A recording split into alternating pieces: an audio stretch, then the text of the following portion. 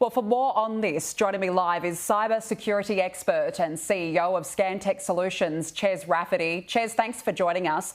As we've just heard, more sensitive information has been released. We're talking very private information. Has it moved beyond a cybersecurity attack now? Is this an outright extortion? Yeah, look, it appears that it might be REvil, which is a very well-known Russian ransomware group. Interestingly enough, they were supposedly shut down by the Russian government earlier this year, but I suspect in the light of some of the geopolitical activities happening right now that perhaps they've been allowed to reopen to bring more money back into Russia. And we've heard today that these hackers, their ransom demand is $15 million. Does Medibank pay it? Is that even an option? Look, I don't think it is. As CEO of Medibank has noted, that once you pay the ransom, what is to stop them just selling the data anyway? So you kind of really put yourself at risk of getting the worst of both worlds. A ransom's paid, that encourages more ransomware actors and cybercriminals to come into the market to try and extort other businesses.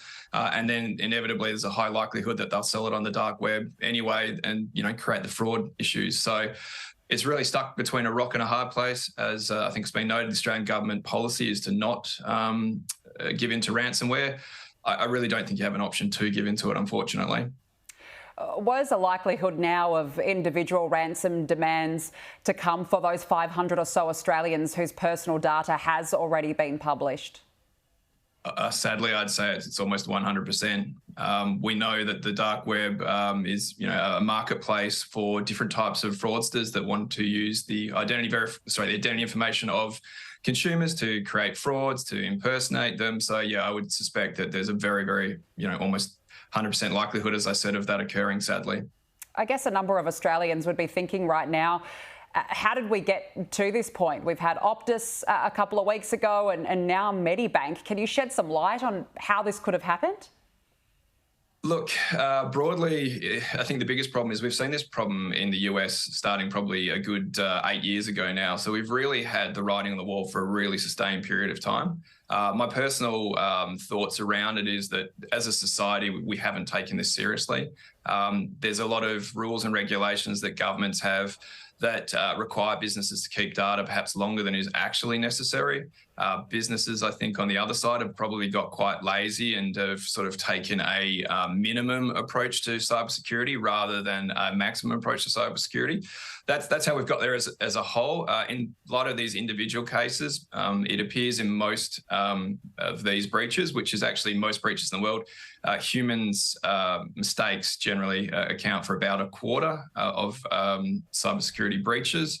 And it appears that, best practice cybersecurity perhaps wasn't used in many of these cases. Now, that having been said, REvil is a very sophisticated ransomware gang. So we're not talking about a kid in his mum's bedroom. We're certainly talking about a very well-organised gang who generates revenue believed to be in excess of $100 million a year in ransomware. They know what they're doing. So it's not to sort of throw shade at Medibank, but I think all businesses need to be looking at their cybersecurity infrastructure right now and what they can do to secure their clients' data. And I don't think that's happened. No, clearly, it's gotten to this point and the story just keeps evolving daily, Ches. How will people know if their personal data has been accessed?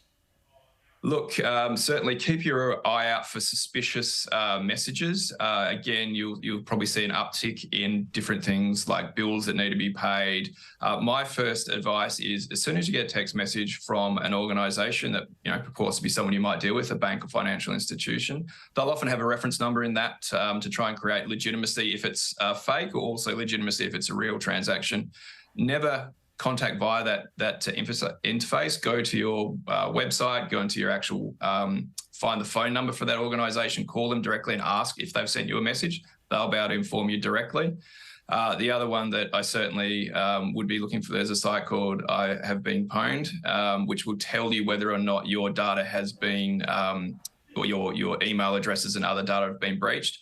And a really important one right now today would be to make sure that you're updating any passwords that you may have. And I'm a massive supporter of using password managers. Very hard for humans to remember passwords. We tend to repeat the same ones over and over again. get a free, as many high quality free products out there that you can have what's called a password manager, and that effectively allows you to have really long, complicated passwords that they look after and manage on your behalf. Some really good advice. Ches Rafferty, thank you very much for joining us.